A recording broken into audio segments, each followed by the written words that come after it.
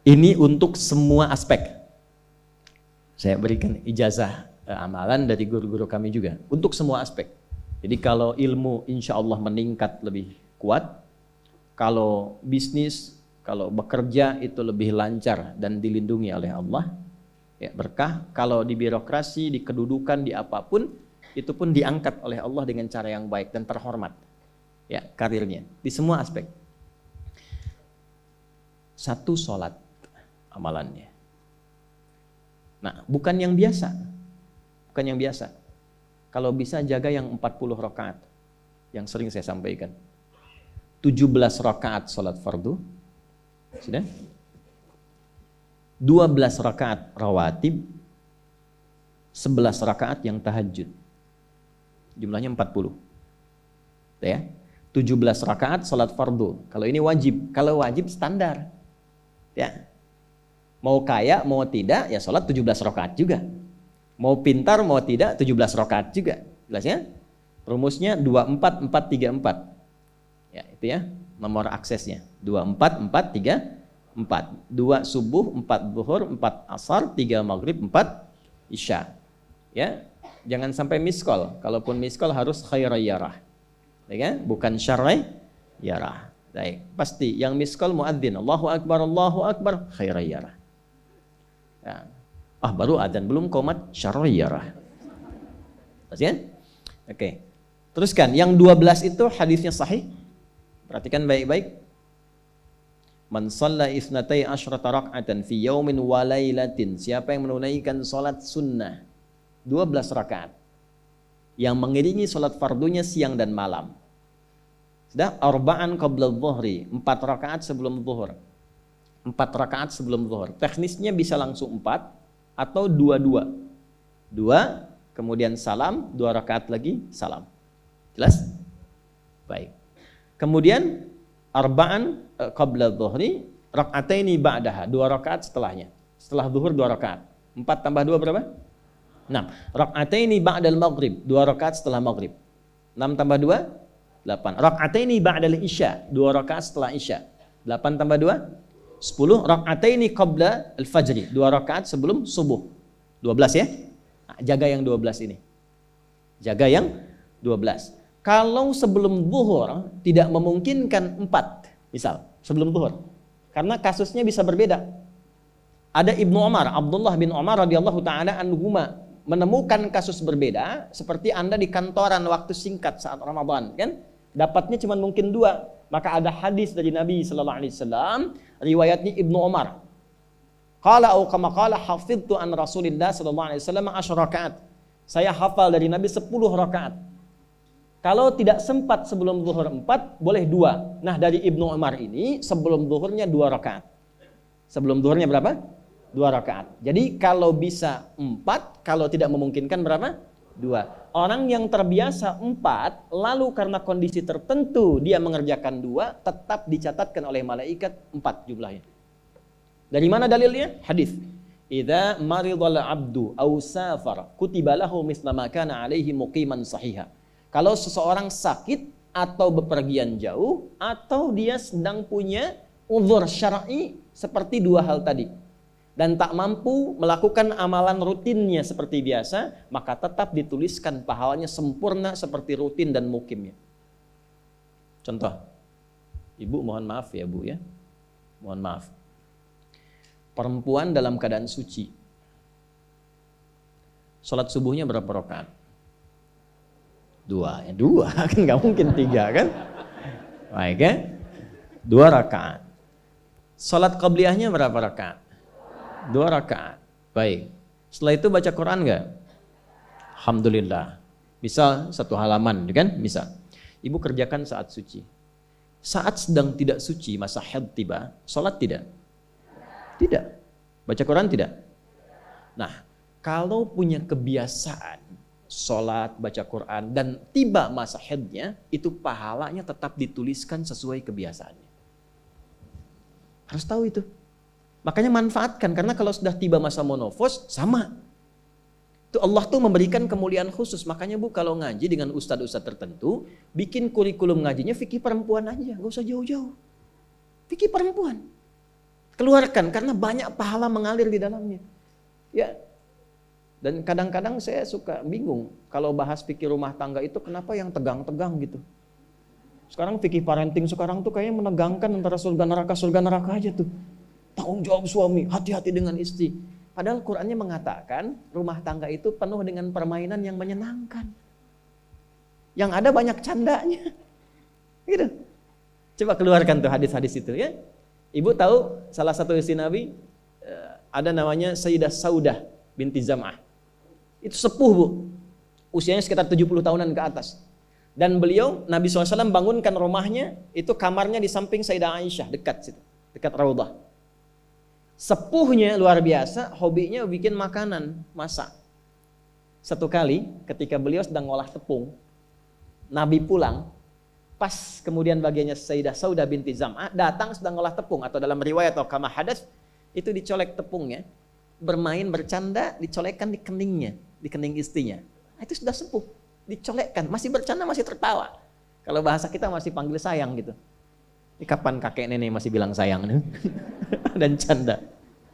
Ini penuh dengan demikian ya. Ini yang mau saya kembalikan tuh, ya nilai-nilai tadi. Jadi kembali ke sini, Bapak Ibu sekalian, kembali ke sini. Ya urutkan lagi, kita agak cepat masuk ke dalam pembagiannya. Detil pada pembahasan ini, satu sholat 40 rakaat. Sudah? Yang fardu sudah dalilnya, yang rawatib sudah, terakhir yang 11 rakaat yang sholat malam. Ya, 11 rakaat yang sholat malam. Nah ini 11 rakaat ini bisa warming up dulu 2 rakaat tanpa baca surat Al-Fatihah saja. Di Allahu Akbar langsung Al-Fatihah. Tidak pakai iftitah, tidak pakai surat selain Al-Fatihah. Allahu Akbar, ya, a'udzubillahi minasyaitonirrajim. Bismillahirrahmanirrahim. Alhamdulillahirabbil alamin sampai waladhdallin, selesai amin langsung rukuk. 2 rakaat. Seperti itu. Itu namanya khafifatain. 2 salat ringan warming up untuk persiapan supaya hatinya itu bisa khusyuk, badannya bisa agak anget sebelum memulai tahajud. Barulah kemudian tunaikan 2 rakaat setelah itu, 2 rakaat setelah itu, 2 rakaat setelah itu, ujungnya tutup dengan 1. Ya, itu riwayatnya ada di dalam riwayat Abu Daud, nomor hadis 1367 dari Ibnu Abbas radhiyallahu taala anhuma. Ya, juga disampaikan dalam riwayat Ibnu Umar radhiyallahu taala anhuma ketika beliau mengatakan dari Nabi sallallahu alaihi wasallam, "Salatul laili mathna mathna, fa idza khasya ahadakumul fajra falyutir rak'atan wahidah." Kalau pengen mulai tahajud 2 rakaat dulu. Sampai merasa enak. Dan tolong ingat ya, tolong nggak usah panjang-panjang dulu suratnya. Untuk berlatih 11, mulai dengan 2 dulu. Kalau belum sempat 11, 2 dulu. 2 rakaat aja. Tolong mohon jangan paksa tambah 2 rakaat. Itu pun bangunnya jangan terlalu malam. Jangan terlalu awal malam. Subuh jam berapa sekarang? Terjadi perbedaan pendapat. Oke, 4.25 lah ya. Misal 4.21, 4.20 lah. Pas ya. Misal kita ambil tengah-tengah 4.20. Sudah, bangun 4 kurang seperempat. Jam 4 kurang seperempat. Karena hadisnya mengatakan ada persiapan sebelum wudu. Ya. Karena Nabi sallallahu alaihi wasallam adalah kebiasaan Nabi sallallahu alaihi wasallam idza staiqadha min naumihi, kalau bangun dari tidurnya fajalasa, duduk dulu. Duduk. Wa masaha biyadihi min athari naumi, kemudian menghapus bekas ngantuknya. Ya, menghapus jejak ngantuk dengan bagian tangan yang bersih. Itu kan butuh waktu. Ya. 4.15 bangun. Duduk dulu, atur alarm. Ya, alarm mungkin ya 3.15, 3.30, ya, kemudian jam 4 terakhir. Alarm pertama untuk mematikan alarm kedua. Alarm kedua siap-siap, alarm ketiga sadar. Ya, kan begitu kan? Ya. Ya begitu, itu rumusnya. Nanti kalau sudah ayat tahajud, masuk Al-Isra, nanti saya jelaskan. Itu ada isyaratnya di Quran. Bukan isyarat alarm ya, tapi isyarat perjuangan kita untuk bangun. Jadi 4 kurang 15 itu adalah persiapan supaya jam 4 bisa wudu. Ya, begitu jam 4, thumma dhahaba ila shinin mu'allaqah, pergi ke tempat kemudian berwudu, tempat tertutup, wudu, selesai, balik lagi, kan 4.20 adzan kan? Misalnya 4.10 mulai sholat. Kalau 2 rakaat kan nggak lama-lama. 5 menit, witirnya 1 menit, 3 menitnya istighfar, nunggu subuh. Ya, bacanya jangan tinggi-tinggi. Al-Falaq, An-Nas, witirnya Al-Ikhlas. Besoknya Anda sudah bosan 4 rakaat. Ad-duha, al-insyirah, al-falaq, an-nas, al-ikhlas. Besoknya terus sampai bosan tambah 6 rakaat sampai konsisten 11. Jelas?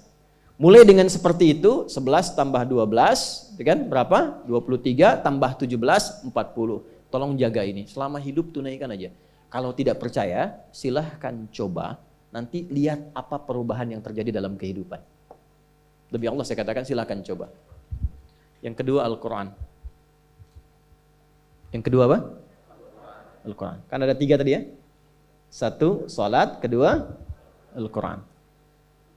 Jangan lewatkan 1 hari tanpa baca Al-Quran. Walaupun hanya 1 ayat. Walaupun hanya 1 ayat. Walaupun keterlaluan sih 1 ayat itu. Ya. Alif Lam Mim dah. Pesan Ustaz kan 1 ayat. Nun dah. Okay.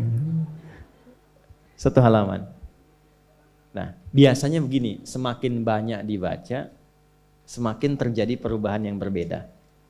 Kalau ingin nguji begini, hari ini baca 1 halaman, besok baca 2 halaman. Nanti lihat perubahan yang terjadi antara hari ini dengan besok. Pasti ada pengaruh. Paling minimal, Allah akan jaga keadaan diri kita dari berbagai bentuk kegelisahan. Semua tenang aja. Ada masalah apapun, kasih ketenangan, kasih ketenangan. Dan ketenangan itu paling mudah melahirkan solusi. Jelas? Oke, 2, Al-Quran. 3 kira-kira apa? 3 apa kira-kira?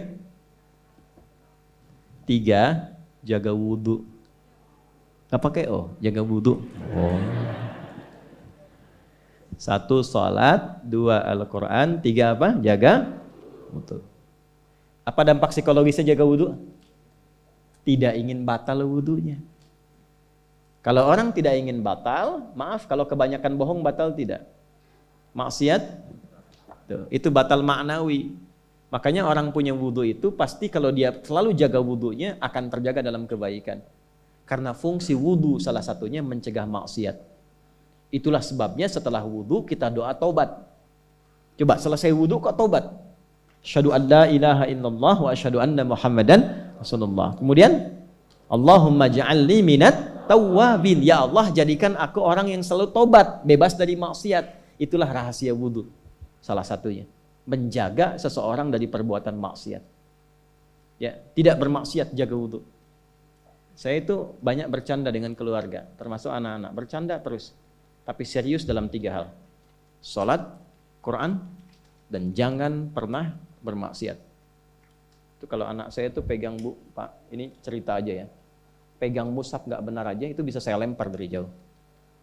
Minimal saya teriaki. Pegang mushaf nggak benar, bukan nggak baca. Pegang mushaf, misal mushaf harusnya begini, misalnya dia pegang begini, atau taruh di atas paha, kaki, misalnya apa, itu bisa saya lempar dari jauh. Perbaiki. 3 itu serius. Ya, karena itu adalah sesuatu yang bisa merubah kehidupan kita, dan itu yang paling memuliakan kita dan dimuliakan kita dengan itu. Itu poinnya. Tapi yang lain kita bisa bercanda. Salat jangan main-main.